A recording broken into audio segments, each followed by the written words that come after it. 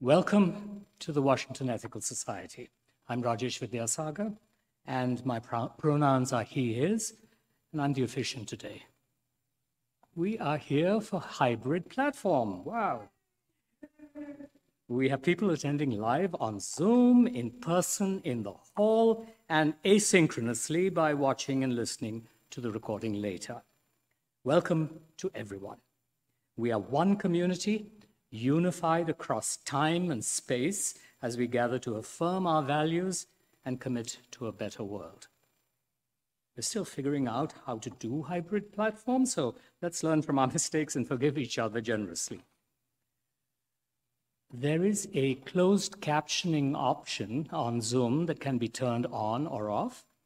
The chat will stay open through most of the platform today, closing for the address itself, and then reopening again. If you're joining live on Zoom, please do say hello in the chat. Having your chat set for everyone so that everyone can see it and have a chance to see your greetings.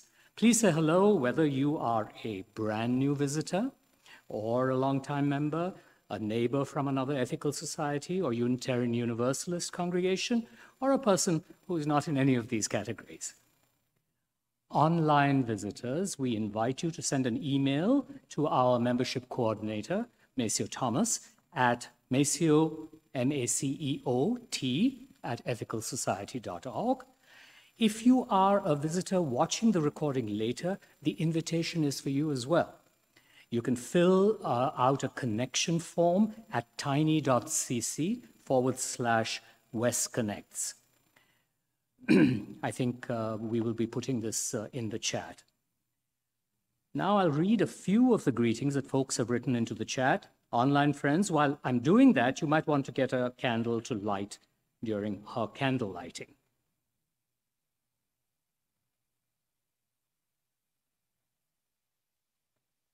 Let's see now.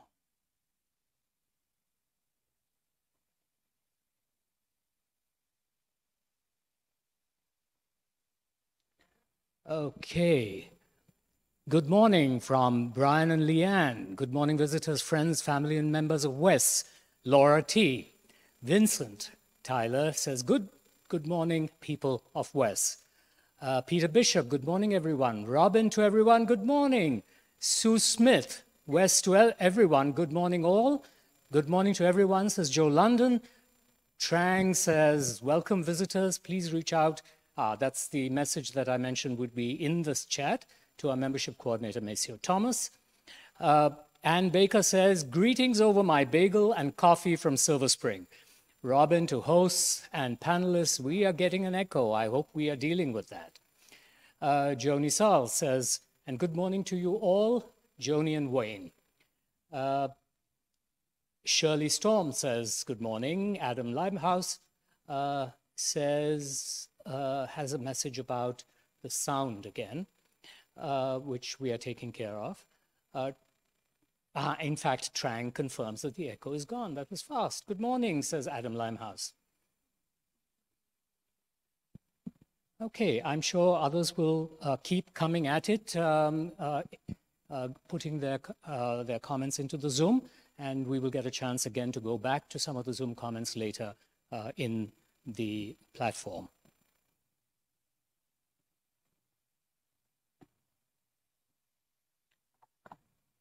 It's good to connect and share this time together. Once you're prepared, I invite you to settle in wherever you are.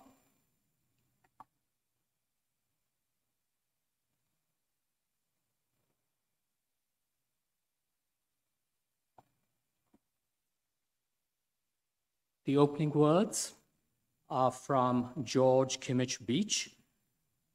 Everything begins on the verge of awareness. Everything begins on the verge of awareness. The dawn is not, and then is. Sleep is, and then is not. In between is the awakening. The passage of thin light between breaks open the day. The passage of sound, of thin sound between, flows into the day. Too soon, the numbing rumbling of traffic swells, and the day glares. Let the soft haze hang again across the brow of morning. Wait upon the narrow moment, the first awareness of being in between. Live days and seasons on the thin edge of dawn, in praise of every single thing begins now. We begin our platform with music from Interim Music Coordinator Leah Morris. Good morning, Wes. I was so excited to see that today's theme would be awakening, and to have this song that I wrote when I was a teenager just pop back into my mind as if I'd been singing it through all the decades in between. I remember most of it, most of the lyrics, most of the chords, and I'm really excited to share it with you this morning.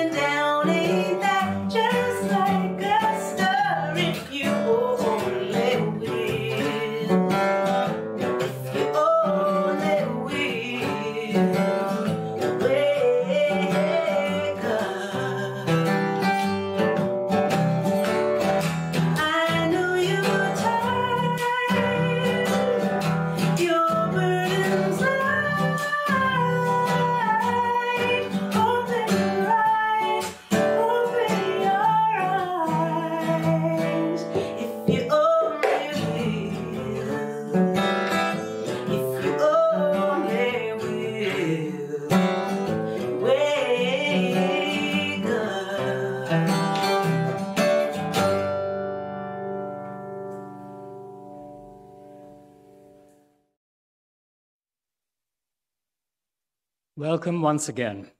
Each week we read our statement of purpose as a reminder of our shared values. If you're interested in taking a turn to read the statement of purpose, you can sign up at tiny.cc/readsop. You can record a video of yourself reading the statement of purpose if that works better for you, or you can present the statement of purpose alongside us as we broadcast live. If you're relatively new to the community or haven't been as active lately, this is an easy way to introduce or reintroduce yourself.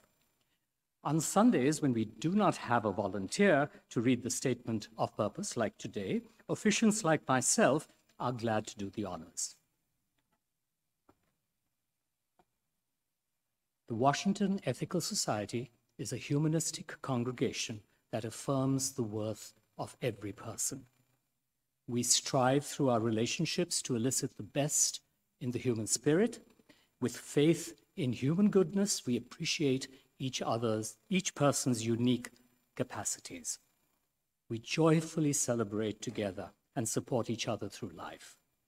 We nurture a sense of reverence and responsibility for each other and the earth. We invite you to join our community of children and adults as we work for a world where love and justice cross all borders.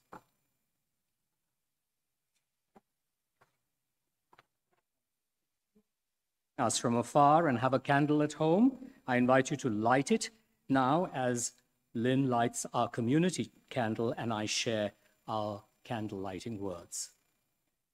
May we kindle within us the warmth of compassion, the light of understanding, and the fire of commitment to build a brighter future for all.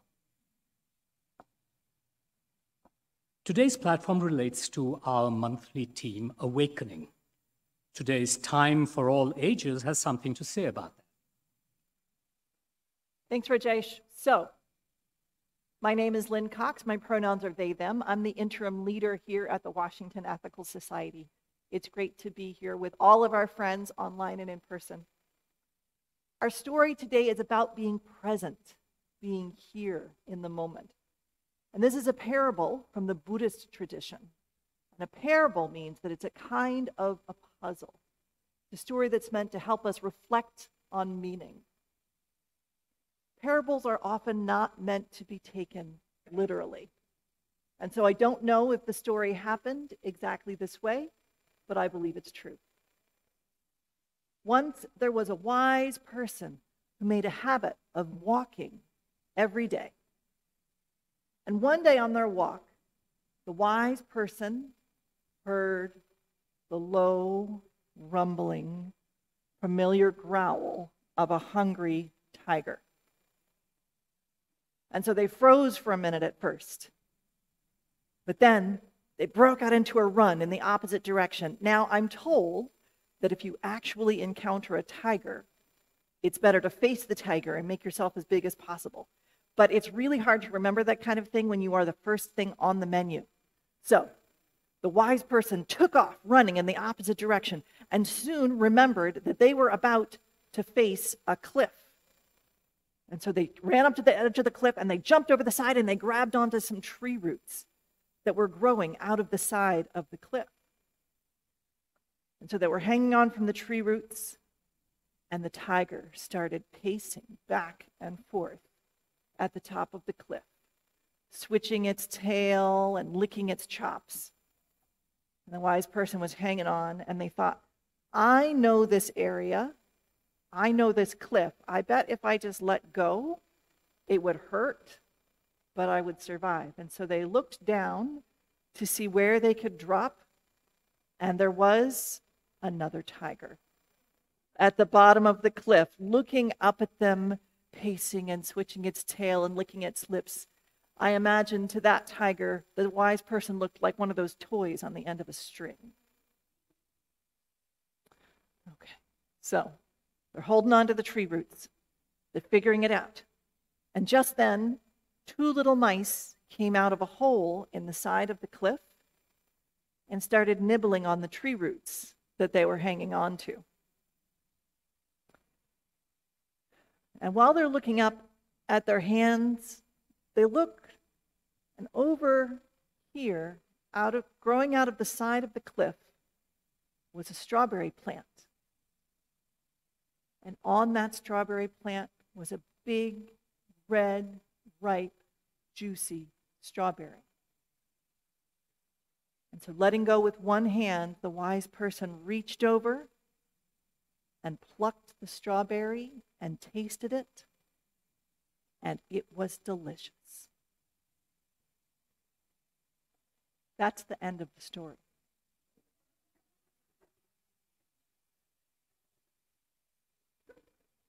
In Buddhist philosophy, humans are surrounded by sorrows and dangers.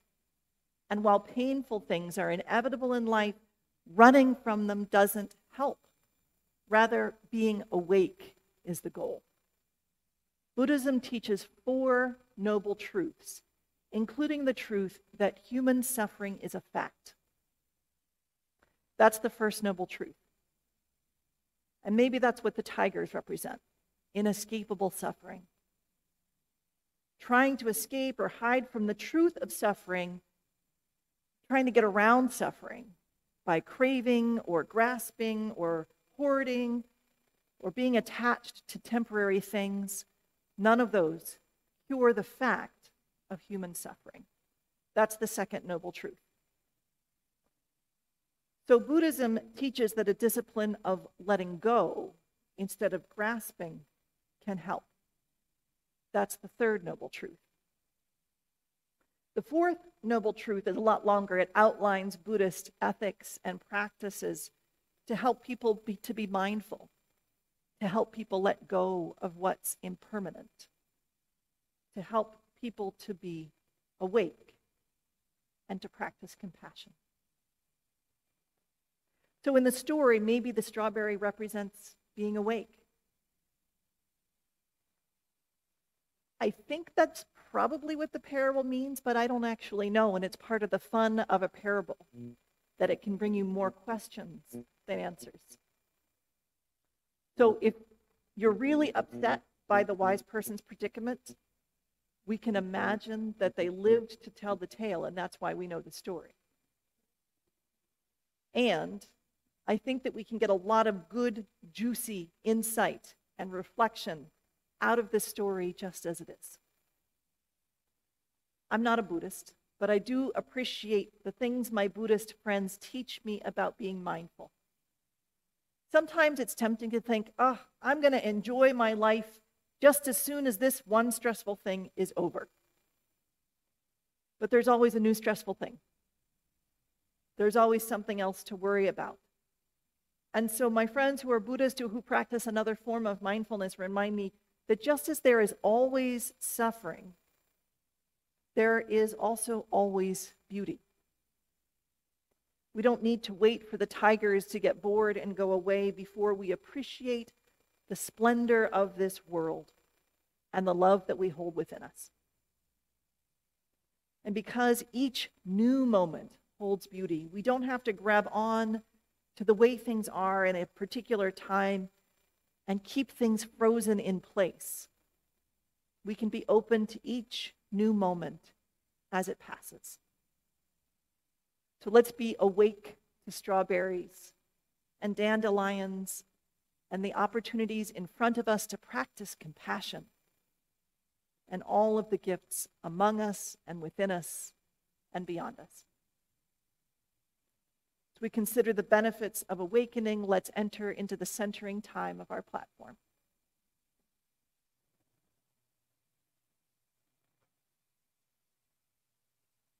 Each week, we ring this chime in solidarity with people around the world. Today, I'm particularly mindful of the mind-numbing news from Ukraine.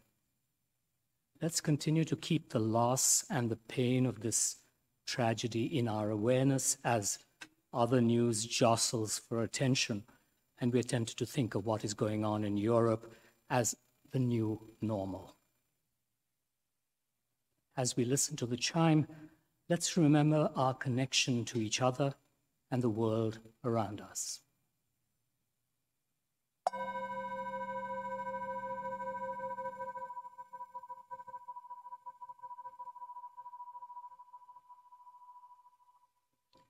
Let us open our hearts to compassion for those who suffer.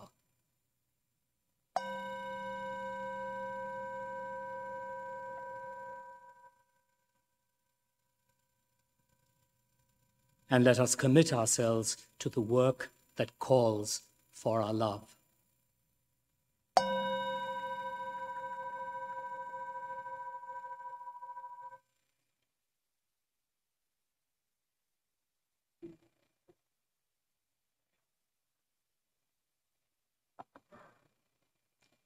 As we continue into meditation, I invite you to settle into a stable position, alert yet at ease.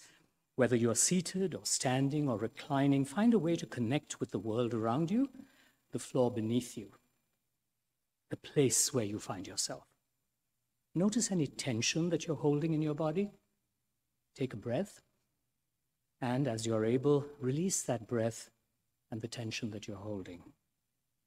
Notice the feeling of your in-breath, your pause, your out-breath. Whether you're here in the main hall or participating on Zoom, or watching the recording later, be in that time and place. Wherever people need to seek the highest is holy ground. Stay present in the moment with each breath as we hear these words from Elena Westbrook. In a world ravaged by violence, by hatred, by conflicts that seem eternal and insoluble, sometimes the only thing we can do is be still for a moment to remind ourselves what is real. The sun rose this morning, the dirt under our feet, the air whispering in and out of our lungs. This hour, just try to be present in each moment as it unfolds. Your simple attention is what makes these moments holy. We breathe in and we breathe out with simple attention. We continue our meditation in silence and in the music that follows.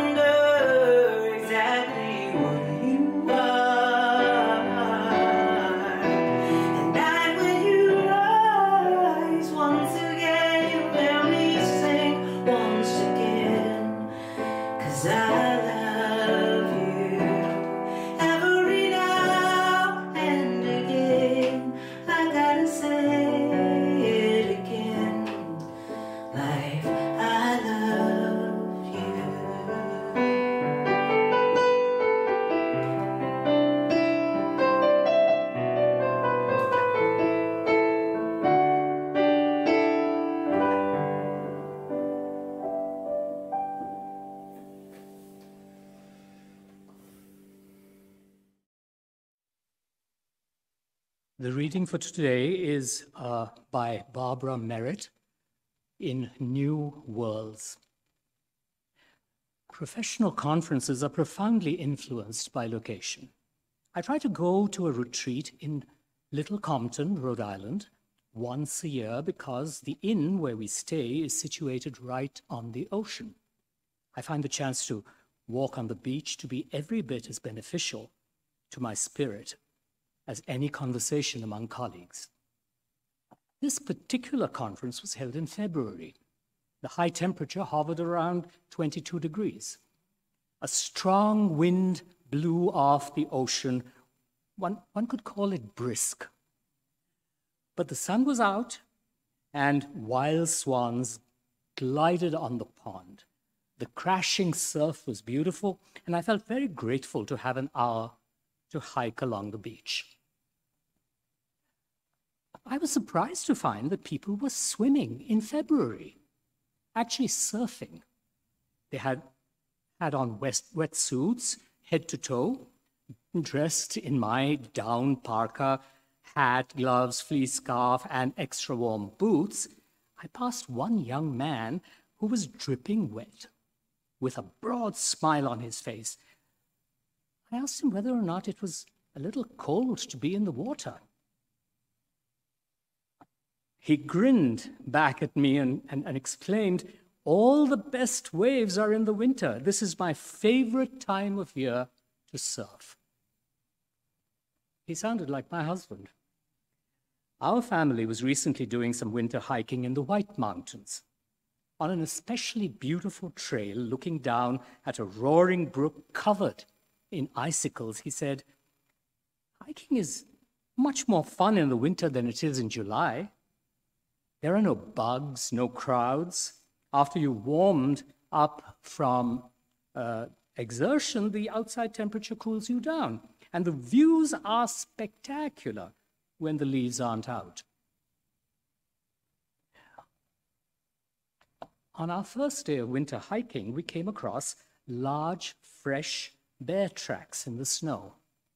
The next day, the temperature had dropped to 10 degrees, with a bitter wind chill. When we stepped out of the car and were hit by the force of the blowing snow, I wondered whether or not winter hiking was such a great idea. Then we reached the waterfall at the top of the trail. Thousands of icicles glistened in the sun. It had snowed several inches the night before, and creation looked as beautiful as one could imagine. So, who says you can't enjoy the beach in January? Who told us that mountains in the winter are only for skiing? We tell ourselves. We shut our doors and look out of the window and see only gray or brown. We believe that nature will only be accessible when spring returns. It's not true. I suspect we often see the world more narrowly than it actually is. We say, "Oh, there's no way," when in actuality we have several ways to meet the challenge. If we go exploring past the barriers we believe are impenetrable, we may discover new worlds. People can walk joyfully across frozen fields. Those of us who hope for more light and clarity might find a treasure hidden in the darkness. In the hardest of seasons, we may come across a grace and a splendor that will transform our lives.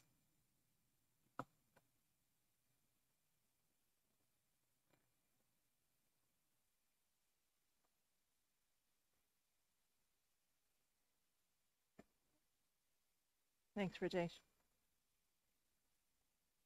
So more often than I would like, as I'm going about my day, I realize that I have been in a kind of waking sleep. I'll complete tasks automatically. I'll drive on autopilot. Hours will go by before I look up past my immediate concern. And this is unfortunate because the world is an amazing place. Luckily, there are a few things that can wake me up: the mystery and wonder and being alive. Glimpses of water will often call me back to myself.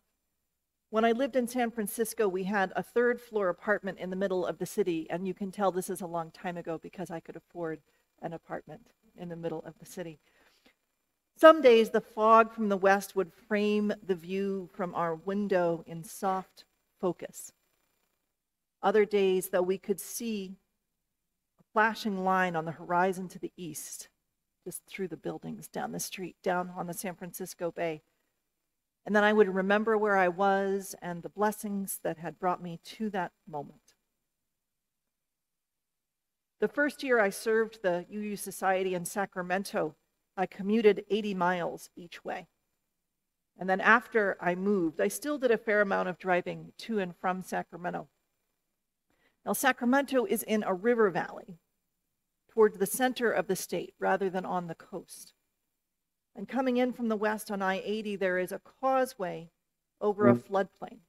And some parts of the year, it's like skimming over a pond, just a few feet above the water. Other parts of the year, rice fields surround the highway. The lake in the distance promising irrigation during the hot, dry Sacramento summer. So I grew to anticipate the seasonal changes in my glimpses of water, counting on them to remind me where and when I was, along with the blessings that had brought me to that moment. And in the neighborhood where I live now in Baltimore, land is interlaced with creeks and streams in the Jones Falls watershed. And when the weather is warmer, one of my motivations for walking to the grocery store or to the light rail station is so that I can stop and look at the water. I notice how the level rises and falls with the rain and the snow. The water is rushing on some days and dawdling on others. Stones are worn smooth. A kaleidoscope of light moves across the water throughout the year as the leaves on the trees above sprout and broaden in the summer and then disappear. I feel connected to my home and to the bay where those streams are headed. Glimpses of water in my neighborhood remind me of where and when and who I am, along with the blessings that have brought me to this moment. So awareness of the present moment is one way to awaken to mystery and wonder. In those moments of focus, we understand that this time and this place and our relationships now are all connected to the web of life. One of our gifts as congregational humanists, one of the gifts also of Unitarian Universalism, is encouragement to explore the mystery with free minds and hearts. We might find ourselves called to begin or renew our search for meaning in a variety of ways. Changes in environment or circumstance or time, like the seasons of flooding and growing, can prompt a new perspective. Cultivating awareness with a practice like walking or meditating or gratitude can open us up to a sense of wonder. Sometimes we are awakened by random beauty, glitter on the horizon, or patterns of light on the water. We warm up to the unfolding spring. We have another opportunity to renew the search for truth and meaning. Mystery and wonder might wake us up at any moment. Changes around us and cultivated awareness and moments of surprise are some of the ways we might be awakened to the splendor of this world. Change in the environment can nudge us from autopilot into amazement. Shifts in perspective come with the changes of seasons in the year and the seasons of our lives. These differences accumulate slowly over time, but holidays and rites of passage invite us to celebrate the wonder of each turn around the spiral. When someone close to us is born or comes of age or marries, we have a chance to marvel at the gift of their presence in our lives.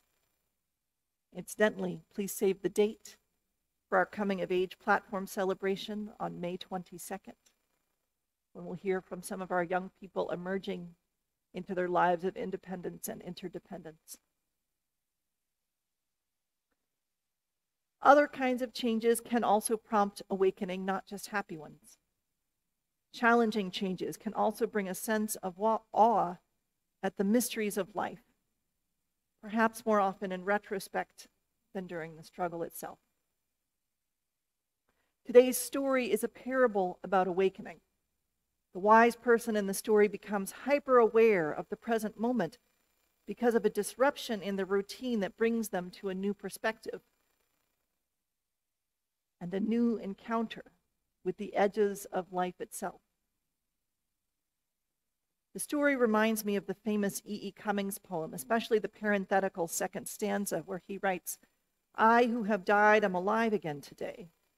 And this is the sun's birthday. This is the birthday of life and love and wings, and of the gay, great happening, illimitably earth." In the poem, the speaker has been through something that he identifies as death. And as the reader, I can imagine that this is a significant loss, or maybe a struggle with his conscience, or his understanding of the meaning of life.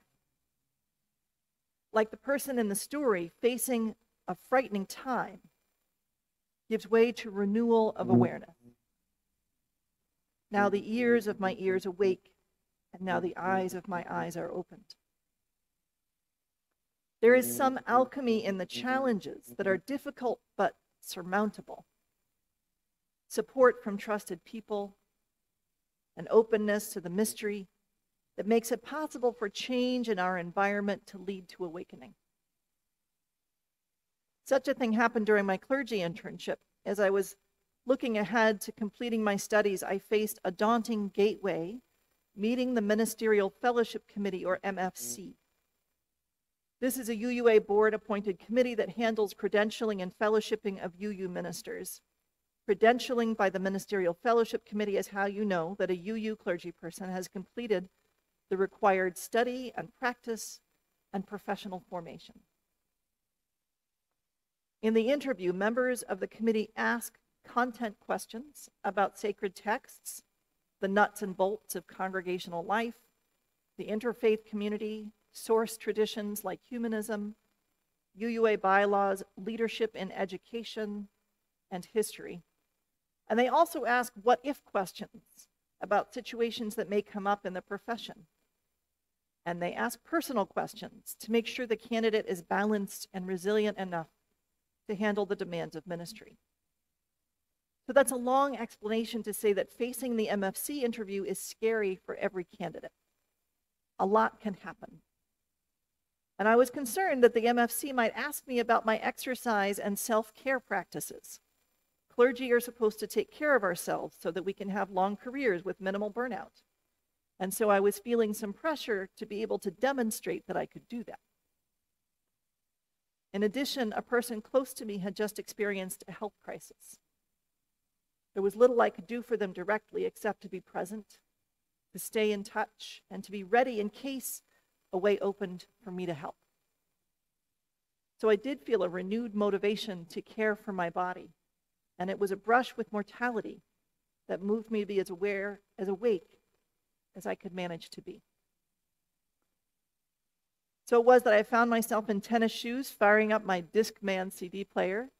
See all my stories from a long time ago. There was a walking trail along the shoreline in Pacific Grove, a few blocks away from the hubbub of the Monterey Bay Aquarium. And in this quieter part of the neighborhood, week after week, I became familiar with the sight of walkers and runners and strollers, unnamed neighbors in my temporary hometown.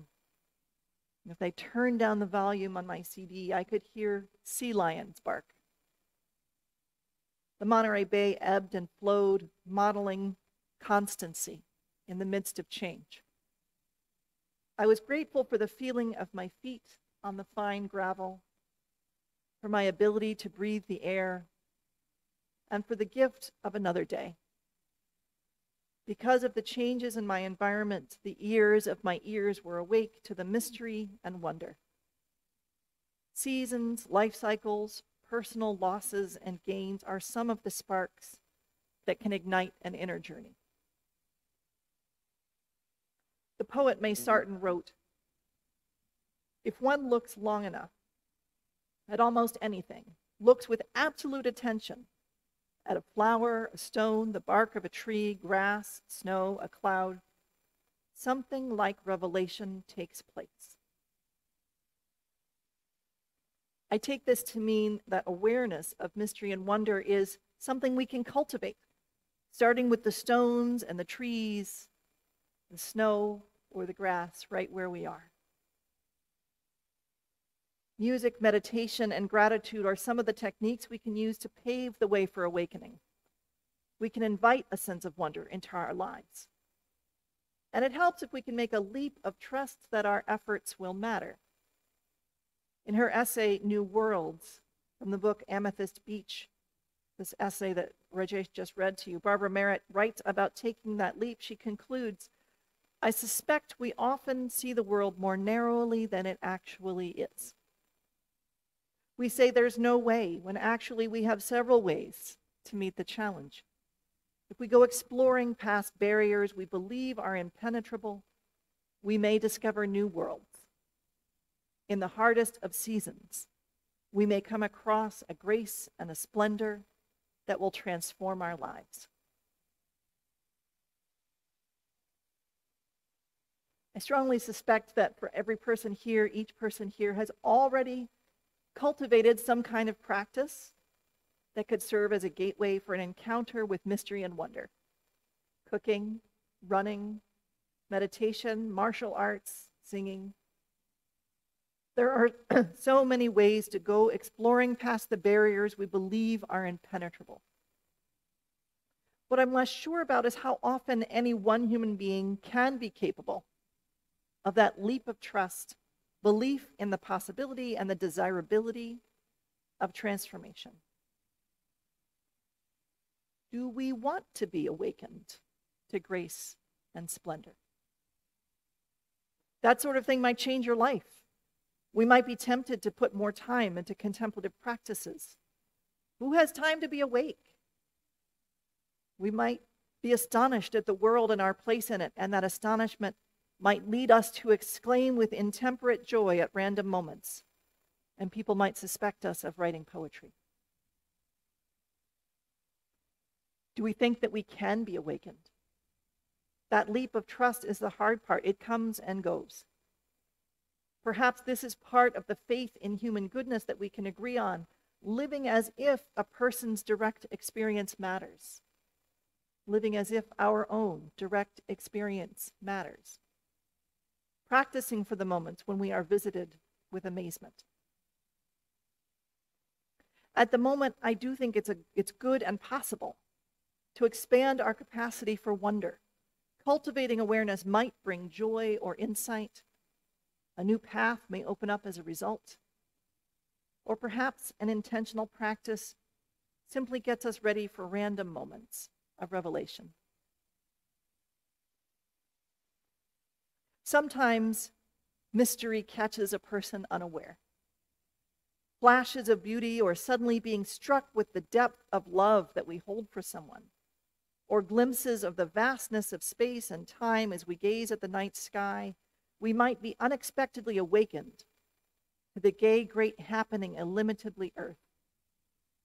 A person could just be sitting there minding their own business and suddenly overcome with the oneness of life. I had such a moment in high school orchestra. I played the cello, not especially well, but I did okay. I went to orchestra class every day at school, never missed a performance, took lessons every other Saturday. And I liked being part of the orchestra, belonging to something larger than myself. But I didn't live and breathe to play music the way some of my friends did. I kept at it. And one ordinary day in class and a regular run-through of a typical piece, I was transported by a sense of being part of a single living orchestral being. And I kept playing my notes while another part of my brain was consumed with music that was more than the sum of its parts. So that's what all the fuss is about, I thought to myself. And the moment passed. And I still didn't live and breathe to play the cello, but I could better understand people who do. My personal practice of instrumental music comes and goes like a short-range comet, appearing every few years for a while and then receding to a point of light and returning. But I do have faith that music can help a group find a shared sense of wonder, and that harmony works as well as anything else for stirring hearts to transformation. Music is one great option to get ready for unpredictable mystery and wonder. And so I hope that we can find creative ways to make music while still caring for one another in these pandemic times. But it's the practice, right? Daily practice that doesn't seem very amazing is what makes way for the moments of amazement. By noticing these experiences of amazement as they happen, we can catch them like wind in a kite. Perhaps we can keep the kite aloft for a time with support from each other. A steady spiritual practice or contemplative practice teaches us how to unwind the string, lifting our eyes to far horizons. Direct experience with mystery and wonder can find us in a variety of ways. Changes in the seasons of the year or the seasons of life lead us to new perspectives, new approaches to the marvels of the universe. Cultivating awareness through an intentional practice like gratitude, along with a leap of trust in the possibility of transformation, opens us up to yet more amazement. Every once in a while, the first two theories go out the window and the experience of awe just grabs us at random, unpredictable moments. There are many ways to be awakened. So once we've realized we're having one of those moments, the question becomes, now what? What shall we do with all of this beauty? How are we inspired to celebrate, to support, to do justice, to love? When we wake up to mystery and wonder, let us endeavor to spend the day well. May it be so. After some music, we'll have community sharing time when you can write into the chat or speak into the microphone about what resonated with you today. In this time in between, you might prepare for community sharing by reflecting on a personal experience or an activity at West that illustrates the values that we're lifting up today. As we contemplate, rest, and reflect, let us experience the beauty of the musical response. Trouble above, trouble below, trouble ahead of me. What do you know? Wake up in the morning. What do I find? Trouble is everywhere, but ain't none on my mind. 'Cause I got peace like a river, I got love through the night.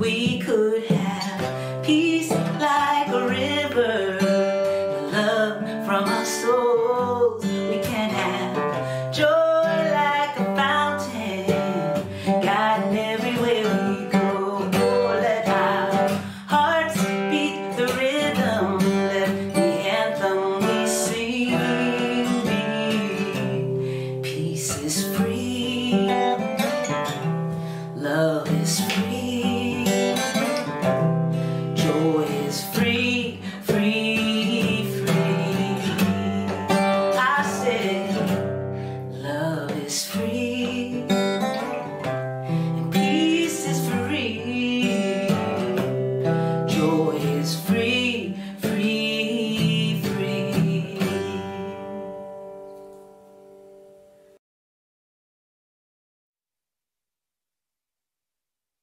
Wow, beautiful. Well, this is the time when we add our own voices to the morning, sharing our reflections on the platform or what resonates in our own lives. For our online participants, I invite you to share in the Zoom chat or in the comments if you are watching the recording later. I'll start with the Zoom comments. We'll accept some comments at the microphone from the in-person attendees thereafter, and then return to our Zoom participants at the end.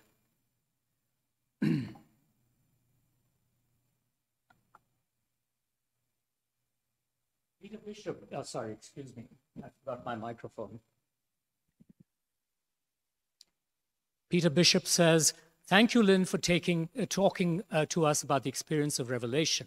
The last time I had it was when I realized that our brains cannot convert description knowledge into procedural knowledge or vice versa, giving two separate stores of knowledge in our brains.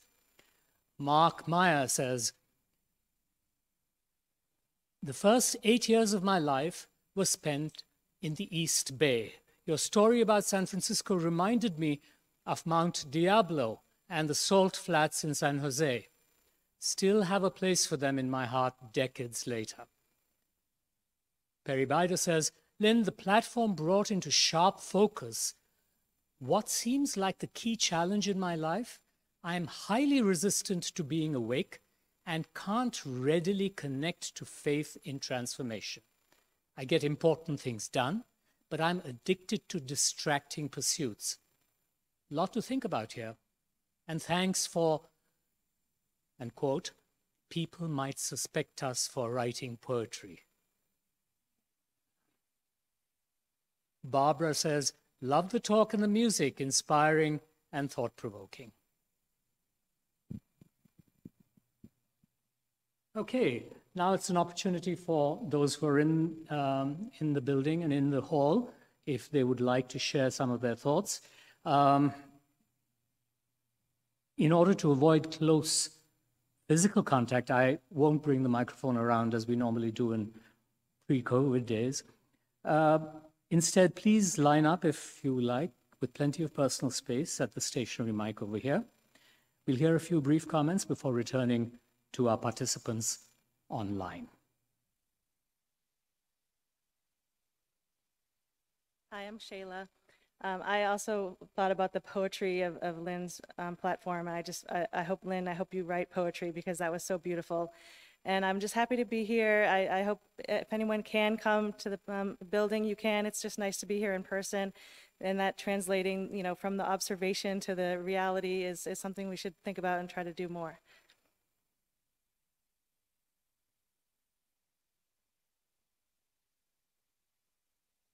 Hello, Jeff here. I appreciated the story that Lyn told this morning about the wise man and the two tigers, and was instantly reminded of another piece of advice on dealing with predatory felines, courtesy of Ogden Nash. Quote, when called by a panther, don't answer.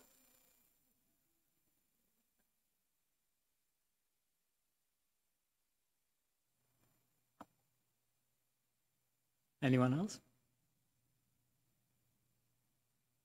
Okay, let me just check the Zoom.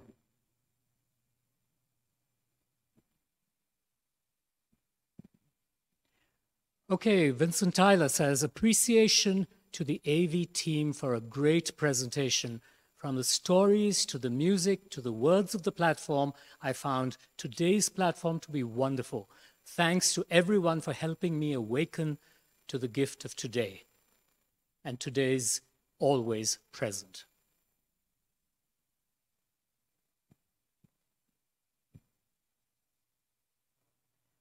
Thanks to all of you who shared your thoughts and your attention. Just as we share our perspectives in this community, so too do we share our resources and gifts. Here at WES, we split the Sunday collection between our operating budget and a fund dedicated to justice and compassion. This month, half of the offering is dedicated to Manna Food Center. Manna Food Center strives to eliminate hunger in Montgomery County through food distribution, education, and advocacy. Manna Food Center makes an impact not only in food distribution, 5.3 million pounds of food distributed in FY21, but also in community programs like Breaking Bread, which brings people together to solidify community and combat hunger. Their Farm to Food program, a bank program, supports the local food system while also providing fresh, regionally grown produce to neighbors who experience food insecurity. The Smart Sacks program provides food on non-school days to students who qualify for free and reduced lunch and feeds over 3,000 children each week. Manna Food Center is rooted in the local community and makes a measurable difference in fighting hunger. Let's all take a moment to prepare to respond to the invitation to generosity.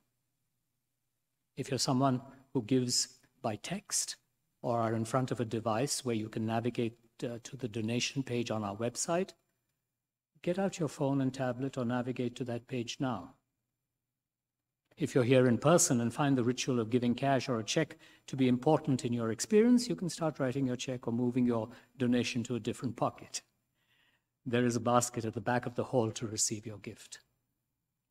Half of your undesignated gift will go to WES, and the other half will go to our Share the Plate partner for this month. I'll pause for a moment so that all who are able can prepare to respond with generosity.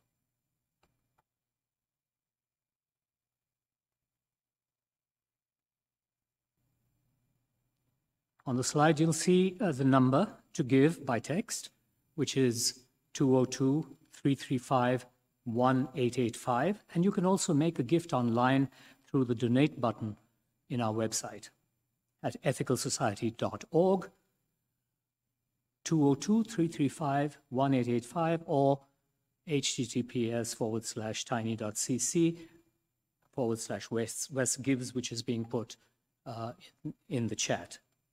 Thank you for your generosity. We'll now receive your gifts and the musician's gift of music.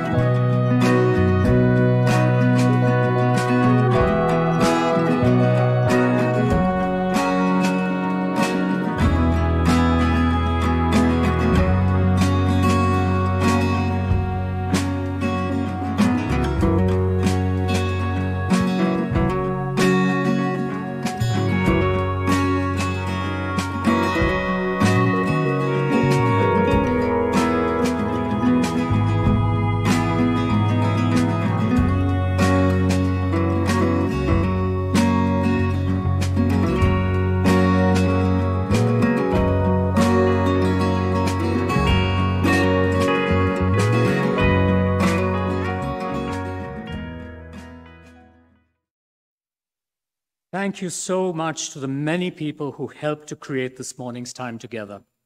Thank you to our staff, Linda Irizarry and Dara Miles, Robin Kravitz, Maceo Thomas, and Tom Hutton. Thank you also to Interim Music Coordinator Leah Morris, guest musicians telecasted, and WES members Perry Bider and Jason Lang for assisting with today's music. Thank you to John and Abby Dakin who created our slides. And thanks to Joe London for hosting the upcoming online coffee hour. Thank you to Zoom Usher Trang Duong and technical team Pat McNeely, Denise Howell, and John Pfeiffer. Thank you to the in-person greeters Shayla Bokum and Sina Janus. At the conclusion of the platform, please join us for social hour in person around the foyer and on the patio, or virtual coffee hour on Zoom. To get to virtual coffee hour after closing words, point your browser to tiny.cc/Wes Coffee Hour. Thanks also to those who are leading and supporting our work in the weeks to come. You can find information about opportunities to connect in the Sunday links or news and notes emails. Here's some of the latest news. Sunday Ethical Education for Kids, or SEEK, continues to work toward the new normal. Our Whole Lives, or OWL, meets today at noon. SEEK classes, including OWL, will be on spring break next week, April 17. Please contact SEEK coordinator Dara Miles to find out more about ethical education. In the months leading up to the 2020 national election, WES members were among those who strengthened democracy by mobilizing and educating voters in affirming organized, non-partisan campaigns. As the midterm elections draw near, we have the opportunity to strengthen democracy once more. Join our friends at the Unitarian Universalist Association for the online launch party of UU The Vote 2022, today at 4 p.m. Go to uuthevote.org to learn more. Now for some important news. As we heard last week from the Leader Search Committee, we all need to save the dates to meet our candidate for the senior leader position. Be sure to attend the platform on April 24 and May 1, and the events during the week in between, and the membership meeting after platform on May 1, when the community will vote on the selection of the new leader. We come together each week for hybrid platform with attendees both online and in person. Those who wish to attend platform in person should RSVP at tiny.cc/platform reservation. In-person attendees will also need to bring their vaccination card or a picture of their vaccination card. Online attendance will continue to be available for the foreseeable future. You're always welcome to tune in by Zoom. Next Sunday, April 17, Lyn Cox will speak about the Jewish holiday of Passover and what we can learn through environmental justice and humanist lenses. Join us next Sunday at 10:30 a.m. in person with a prior RSVP or online via Zoom to continue the conversation. Thank you all for being part of the platform this morning. Let's enjoy our closing song of the month.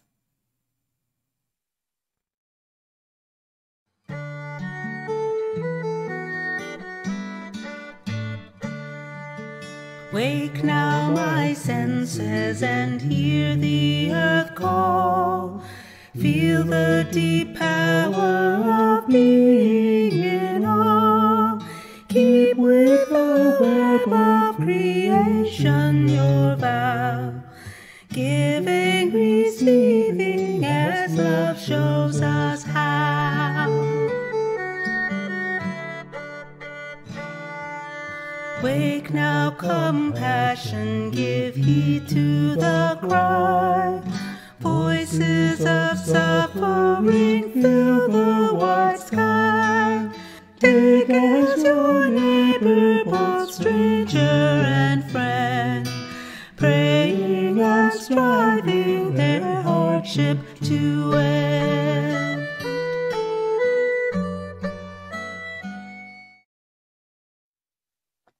A few brief reminders as we close.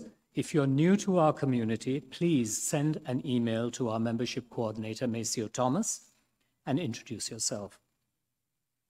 To reach Virtual Coffee Hour, point your browser to tiny.cc/Wes Coffee Hour. And now, I invite you to join me in our closing words for the month.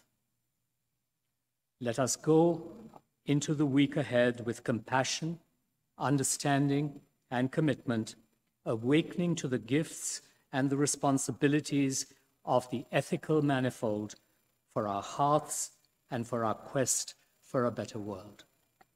Thank you for being here. We look forward to connecting with you again soon.